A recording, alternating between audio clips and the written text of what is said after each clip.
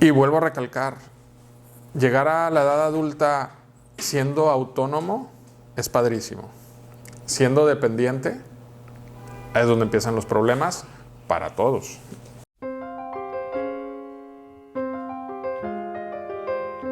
Hola, nos tardamos un poquito en esta ocasión para hacer un programa, pero estamos bien contentos que por fin estamos haciendo el episodio número 20 de Robehost, una charla sobre salud y bienestar. Y pues muy honrados con la presencia de nuestro invitado del día de hoy, que fue maestro mío en la carrera de medicina y también fue el médico de mi papá en el área de geriatría. Está con nosotros el doctor Fernando Cuandro. Doctor, un honor tenerlo aquí. Muchísimas gracias por aceptar la invitación. Gracias, Rob. ¿Cómo estás? Muy bien. ¿Y usted? Pues muy bien, muy bien. Aquí empezando a incursionar en las redes. En las redes, ¿cómo ves? No, pues yo he aprendido bastante, tanto en su clase como pues, hijo de un expaciente suyo, a lo largo de muchos años. Estoy seguro que esta oportunidad que tenemos de platicar también va a ser de mucha ayuda para la gente que nos sigue. Gracias, gracias. No, pues bienvenido y felicidades por tu nueva incursión en este tipo de ayuda a la comunidad y te deseo todo el éxito. Muchas gracias, doctor. Y aprovechando que tenemos aquí su presencia, nos encantaría, doctor, compartir con quienes nos siguen, para empezar, ¿qué es la geriatría? Porque creemos que mucha gente, aparte de que no sabe, a lo mejor algunos inclusive no quisiesen por resistencia natural o por resistencia al cambio acercarse con un especialista de esta área. ¿Nos podría platicar en qué consiste esta especialidad? Sí, claro. Pues mira, para empezar, se escribe con R, geriatría, porque en muchas ocasiones me ha tocado escuchar que las personas lo dicen o lo pronuncian con D, con la D intermedia, por así decirlo, ¿no? Entonces, pues bueno, la geriatría es una rama de la especialidad médica joven, por así decirlo, aunque nos dedicamos a ver a los adultos, a los abuelitos, pues es una especialidad joven. Nace en el Reino Unido en la época de los 60s, donde una doctora, cirujano, en la época de 1930, por ahí, ella quería ejercer como cirujana, quitar apéndices, vesículas, hernias, etcétera. Pues sus jefes pues le dijeron, no, usted no va a estar aquí en quirófano, usted se va a ir ahí al pabellón de los desahuciados, ahí hay gente que tiene llagas, úlceras, los terminales, etcétera. Y pues esta doctora Marjorie Warren, en su momento se arremangó las mangas y se puso a trabajar con un equipo de enfermeras, rehabilitadores, donde empezó a cuidar a estas personas, no a curar, sino a cuidar. Y en ese proceso de cuidarlos ven que van mejorando. O sea, el acompañamiento por sí mismo es de beneficio para el paciente. Exacto. Como te dije, no los iba a curar, los iba a cuidar. Y vieron que las llagas iban cerrando, que el estado físico de estas personas iba mejorando, de estar encamados, pues ya se sientan y algunos de sentarse empiezan a dar pasitos. A tal grado que, pues bueno, se genera una cultura y un trabajo espectacular en este tipo de pacientes que se consolida ya como una rama de la especialidad médica en el Reino Unido, por ahí de 1960-65, ¿no? Entonces, brinca un poco más a Europa, por ahí en la época de los 80s, al resto de los países europeos, y en México empieza a ser una especialidad por ahí de los años 2000, hace bien poquito. Hace poquito, empezando el siglo XXI, ¿no? Y está orientada a aquellas personas que tienen arriba de aproximadamente 60, 65. Generalmente se cree que el geriatra es para aquellas personas que son adultos mayores. Lamentablemente hay una terminología del inglés que no he podido traducirla exactamente al castellano, porque se habla del old, del very old y del oldest old. ¿Así lo determinan allá con esos términos? Con esos términos, okay. ¿no? En la literatura sí se expresa un poco. O sea, hay artículos científicos en el oldest old, que son aquellos pacientes mayores de 90 años. Ajá.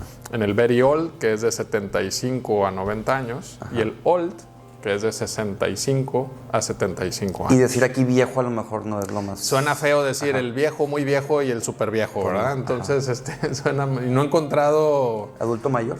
Pues sí, el adulto mayor joven, adulto mayor... ¿Intermedio? ¿Cómo? Viejo y el adulto mayor súper viejo. No he encontrado vale. una traducción agradable, por así decirlo, ¿no? Entonces... Los geriatras generalmente, partiendo un poco de lo que hacía esta doctora allá en Europa, pues veía gente ya muy abandonada, por así decirlo.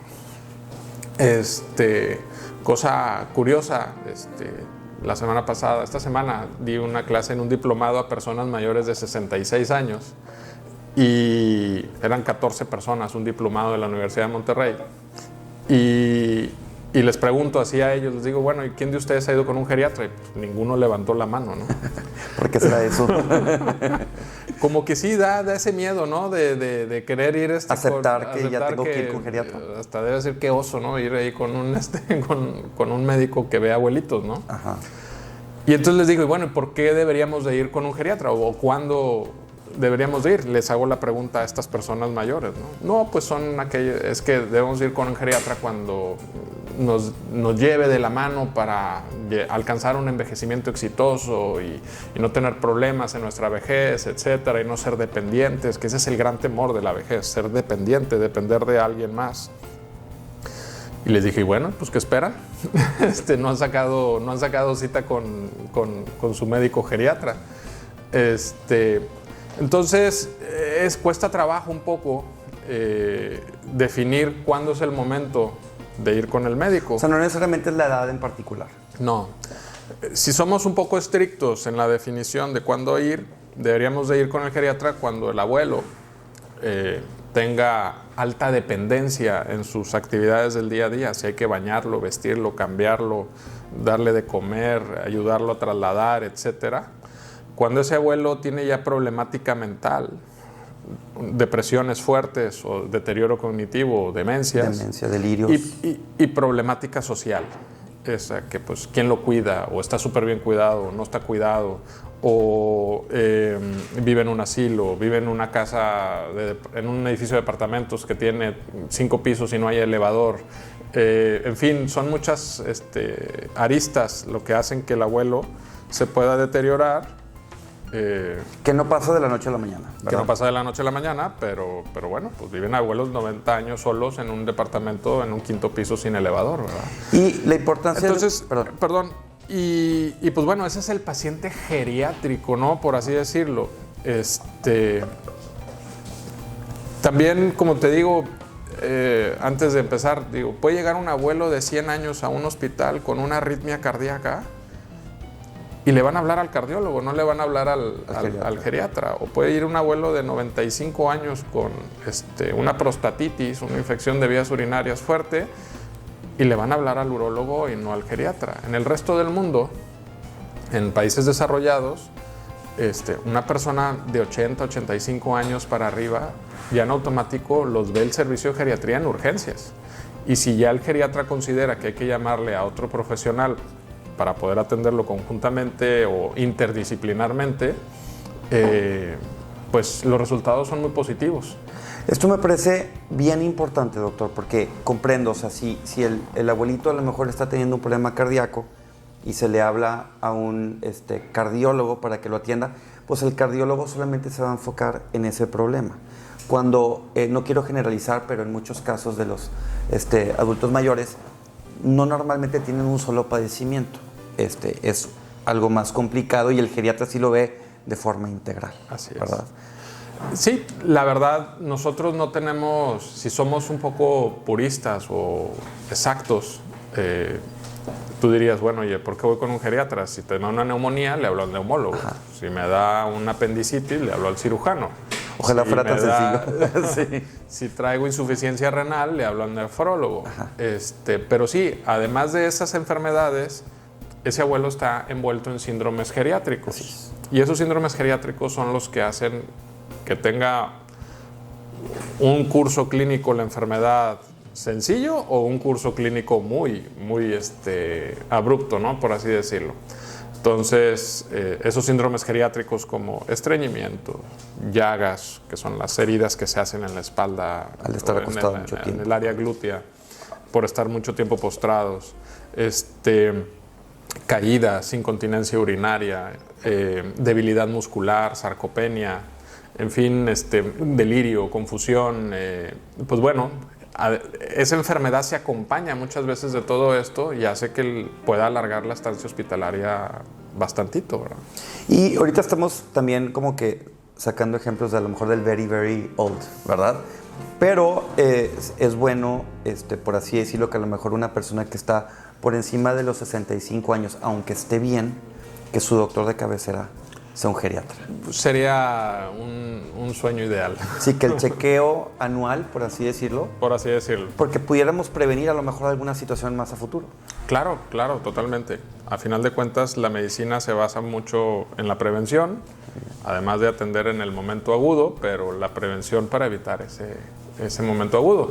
Evitar llegar al hospital y evitar llegar al asilo también, o a la institución, ¿verdad? O aplazarlo lo más que se pueda, ¿verdad?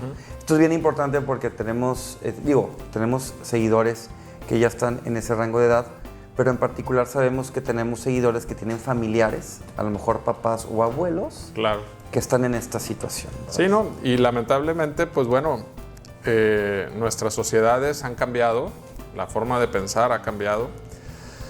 Las familias ahora, el núcleo familiar cada vez se hacen más pequeños, las parejas tienen 1 o 2 niños, en Europa ya no tienen niños, ya no se casan. Y entonces, obviamente, a la larga, al ir arrastrando el crecimiento poblacional, pues ya está llegando. O sea, se decía antes de la ola de los baby boomers ya llegaron, que son aquellos que nacieron en 1940 más o menos, que son personas que ahorita ya tienen 80 años, 75 años, y todavía el oleaje de gente mayor pues sigue en camino, ¿no? Entonces, lamentablemente, creo yo que en los países en vías de desarrollo, pues sí, los servicios de atención hacia los adultos mayores todavía son muy, muy deficientes. Entonces, y vuelvo a recalcar, llegar a la edad adulta siendo autónomo es padrísimo. Siendo dependiente es donde empiezan los problemas para todos, para la sociedad, para las familias, para el Estado y para la comunidad, ¿no? Es complejo. Y bueno, doctor, aprovechando también que tenemos aquí su visita, para aquellas personas que tienen familiares que a lo mejor ya son very old o very, very old, pues es difícil a veces lidiar con a lo mejor ciertos síndromes o padecimientos que tienen estas personas. Me acuerdo mucho en clase, cuando estudiaba medicina, que nos mencionaba que los adultos mayores a lo mejor pueden tener síntomas no muy comunes o como los que tuviéramos personas más jóvenes. O inclusive a lo mejor no cualquier medicamento les cae igual, ¿verdad? Claro. ¿Pudiera platicarnos un poquito acerca de esto? Sí, cómo no. Definitivamente la enfermedad en el adulto mayor es atípica, se dice. De entrada. De entrada, o sea, 2 más 2 no es 4 en ellos. Ok. O sea, ¿qué es un 2 más 2? A tu edad. Si a ti, no sé, de repente te da una neumonía, ¿verdad? Tú empiezas con tos, con fiebre, dolor en el pecho, posiblemente te falta un poquito el aire, etcétera. Y pues vas con tu doctor, te toma tu radiografía y dices, ok, tenemos una neumonía y ya está. Ese es el 2 más 2 es 4. Es tu tratamiento antibiótico. Estoy hablando de un proceso sencillo y normal, ¿no? Pero ¿qué pasa con el abuelo? A mí me acuerdo ya en urgencias, en el hospital cuando llegaba, estaba un abuelo sentado así como tú y yo, esperando ahí su turno. ¿Y usted por qué viene aquí? No, pues me trajeron. ¿Qué le pasa? Pues no, nada. De aquí yo estoy. Y le digo, a ver, oiga, pues no trae temperatura. ¿Algún familiar viene con él? Sí, pues ya se acerca. ¿Qué pasa? Pues es que lo notamos extraño. ¿Qué le pasa? No, pues ya como que dejó de caminar. Oiga, trae tos, diarrea, le falta el aire. No, nada. Empezamos a hacer la batería de laboratorio. Pues tenía una neumonía espectacular, ¿verdad? Y él se sentía bien. Y él se sentía bien, exactamente. No tenía fiebre, no tosía. Ya se ingresa esa paciente, al empezarlo a hidratar, a empezarlo a ponerle antibióticos, las nebulizaciones, entonces empezó a salir la tos, ahora sí como Dios manda, ¿verdad? Y pues bueno, una hospitalización de 12, 14 días. ¿Verdad? Entonces, su reacción fue diferente. Exacto. El abuelo se enferma de forma diferente. Entonces, a veces es difícil encontrar un diagnóstico claro de qué es lo que está pasando, ¿no? Obviamente estos abuelitos, pues algunos son diabéticos, hipertensos, que sí, colesterol, que tienen insuficiencia cardíaca, ¿cómo se llama? Que toman medicinas para el dolor, que toman por los huesos, etc. Son pacientes que ya traen ahí de perdido 5, 6, 7 drogas de diario, y esa interacción entre las drogas también no nos ayudan. Hacen reacciones adversas medicamentosas. Sí, porque muchos tienen la farmacia ahí en casa, ¿verdad? Además pero la combinación de estos fármacos a veces no es la mejor. No es la mejor, y pues siempre hay que revisar qué droga es realmente necesaria y cuál no. Porque pues sí, el principal riesgo con ellos son sangrados de tubo digestivo, delirio, confusión. Ahorita ya no existe la famosa ranitidina, pero la ranitidina en ellos les puede provocar confusión. Como el tramadol, por ejemplo, ¿verdad? Okay. Y hay más drogas que pueden hacer eso. Drogas como para la insuficiencia cardíaca, la digoxina, que hay mucha escuela en los cardiólogos que a muchos sí les gusta para ciertos tratamientos y a otros ya no. Pero la digoxina es una bomba para el abuelo, porque tú le empiezas a dar este medicamento y pierden el apetito de forma espectacular, ¿verdad? Empiezan a bajar de peso considerablemente. ¿Y no sabían que era por el medicamento? Sí. Entonces, porque da náusea, malestar, disconfort o sensación de plenitud, etcétera, ¿no? El corazón está bruto, pero dejó de comer dejó de comer el abuelo, ¿no? Entonces, en fin, las drogas, yo creo que la polifarmacia como tal es un tema importantísimo. Sí, porque a lo mejor un medicamento se lo recetó un médico especialista, pero a lo mejor otros se lo recomendaron. Y entonces ahí van generando toda su polifarmacia, como dice, ¿verdad? Y de forma integral, solamente el geriatra pudiera administrar que sí, que no y que le conviene. Sí. Pues, acuérdate también en el caso de tu papá, pues él siempre manifestaba sus enfermedades con alucinaciones. Él nunca me decía, me duele aquí, me arde al hacer pipí, o traigo diarrea, o algo así. Él de repente empezaba a ver cosas, se ponía más agresivo, etcétera. Y hasta que no detectábamos dónde estaba el proceso inflamatorio o infeccioso, se corregía el problema, ¿verdad? Sí, le platico al público, mi papá, que fue paciente del doctor Juandró, yo me acuerdo, yo no estaba en mi casa cuando me habla mi mamá y me dice, es que tu papá se salió a la calle, no nos reconoce y está haciendo cosas erráticas. Y me acordé de su clase, le dije, mamá, se me hace que tiene una infección. Y le hablamos y efectivamente fue difícil al principio detectar, tuvo que hacerle el detective, como dice, de que dónde estará esto, pero tan pronto se detectó la infección, volvió en sí.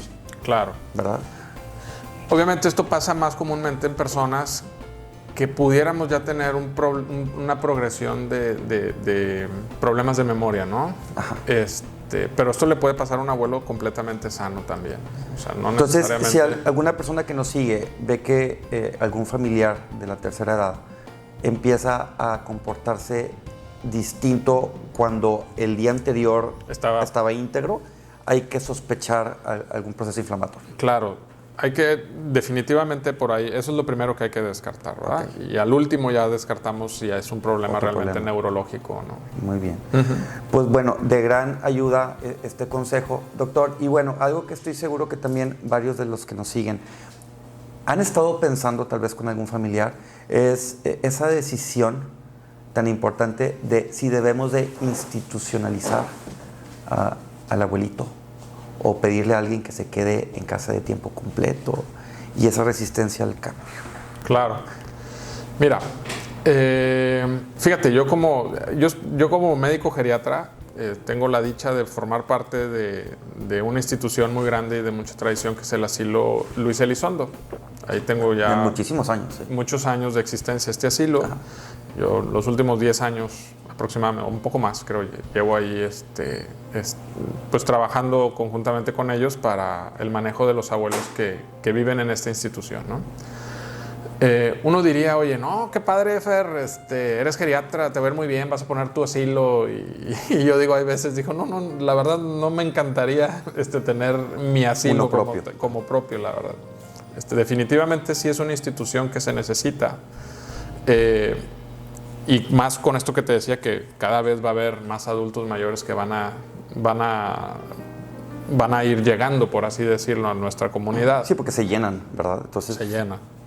Entonces, es difícil hacer esa transición hacia la institucionalización. Como geriatra, la banderita de trabajo es esa valoración geriátrica integral para que el abuelo sea lo más autónomo e independiente. Entonces, clásica, ¿no? Llega la familia, doctor, dígale a mi papá que ya no maneje. Oye, pero si el abuelo... del doctor. Sí. Pero si el abuelo está íntegramente sano, oye, si el carro no trae rayones, no trae golpes, el abuelo está bien, no tiene pérdida de memoria, caray, ¿por qué se lo quieres quitar? Si tú me dijeras, es que ya ha provocado varios accidentes, totalmente de acuerdo. Claro. Digo, pero siempre el geriatra vela por esa autonomía. Y si quiere seguir trabajando el abuelo, que siga trabajando en su lugar o la abuela también, me he dirigido mucho al gremio masculino, pero bueno, también la abuela también puede manejar, digo, y puede salir y hacer sus actividades. Sí, o sea, si sustraemos esas actividades de sus vidas, a lo mejor el deterioro cognitivo puede aumentar, ¿verdad? Claro, si tú los limitas, pues claro, ya no están usando su cerebrito, ¿no? Así es. Entonces el abuelo se tiene que mantener activo. Tú lo viviste en esta pandemia. Nos encerraron 2 años, ¿verdad? Fue horrible. El ejercicio de los abuelos era ir al supermercado, salir a caminar, salir con sus amigos al café. El ejercicio del día a día era ir a pasearse en las plazas comerciales. Sí. Y de repente a la noche a la mañana me lo quitan. No puedes. Y se ha presentado, hemos visto mucho más en la consulta, más deterioro cognitivo por encierro. Por el encierro. Entonces, partiendo de eso, el geriatra siempre vela por la autonomía del abuelo. O sea, el mejor lugar para estar un adulto mayor es su casa. Pues sí, doctor, pero pues si su paciente le está mentando la madre todos los días al cuidador, al familiar, se baja los pantalones, hace pipí en la maceta, hay que bañarlo, cambiarlo, vestirlo, darle de comer todos los días, pues eso lo haces una semana, pero luego ya después de un tiempo dices, oye, necesito ayuda. El cuidador se quema, se claudica, ¿no? Entonces es donde empiezan ya las dinámicas familiares un poco a buscar opciones donde poder cuidar al abuelo. ¿Cuál sería mi recomendación para buscar una institución de dónde debe de vivir? ¿Qué asilo o qué casa de reposo sería la mejor? La primera es, en mi humilde opinión, donde el abuelo quiera, si se puede. Y que el abuelo quiera. Conocer Exactamente. Ajá. Primero, que el abuelo esté convencido. Segundo, pues bueno, aquí lamentablemente manda mucho el tema económico. Hay casas de reposos que te pueden estar cobrando 12,000 pesos al mes y hay casas de reposo que te pueden estar cobrando 40,000 pesos al mes. Y se va a notar mucho la diferencia. Y ahí se nota mucho la diferencia. Entonces, ¿qué me ofrece esa de 12,000? ¿Qué me ofrece esa de 40,000? Creo que hay 2, 3 cositas que deberíamos de tener ahí claras en los cuidados. Primero, pues que el personal, si haya un personal de enfermería y que no sean nada más cuidadoras, que haya una combinación de cuidadoras y enfermeras, por así decirlo. 2, que si haya un médico geriatra responsable de la institución y también al pendiente, como tú bien dices, que vaya una vez a la semana de perdido, o que vaya diario, o si hay una urgencia que se le pueda contactar a este médico, ¿verdad? Ajá. Por así decirlo. 3, que tenga rehabilitación. Muchas veces te dicen, sí tenemos rehabilitación, pero realmente un programa físico de rehabilitación física sí, potente, ¿no? No es una presunción, pero en Asilo Luis Elizondo no tenemos llagas. Y las llagas que hay son por pacientes que yo recomiendo que vayan a tratarse las llagas que ahí. Llegaron con ellas. Sí, no porque surgieron ahí. Que siempre va a haber la oportunidad de que aparezca una, no lo niego, ¿verdad?